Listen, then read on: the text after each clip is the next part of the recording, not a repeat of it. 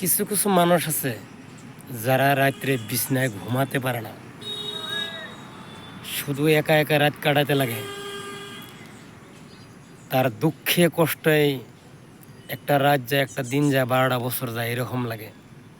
কারণ তিনারা ভাবে কি জানেন, কি করলাম, কি হইলো, আরও বা কী করবো, আরও বা কী হব,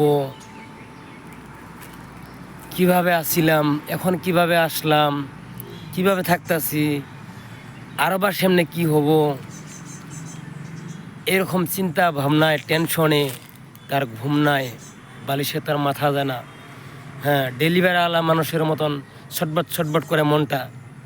কারণ একবার উঠে, একবার বসে, একবার শোয়, আবার বিছনাথ যায়, আবার বাহির দিয়ে ঘুরে, আবার উঠে, আবার বসে, এরকম মানে ছটবট ছটবট ছটবটের মতন করে দেহটা।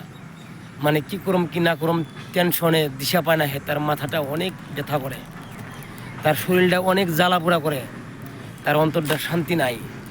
কোথায় গেলে সে শান্তি পাব, এরকম একটা ভাব। কিন্তু ভাই, উপায় নাই। মনের জ্বালা সবাইকে দেখান যায়, কিন্তু মনের জ্বালা কাউকে দেখান যায় না। কথাটা কিন্তু বাস্তব।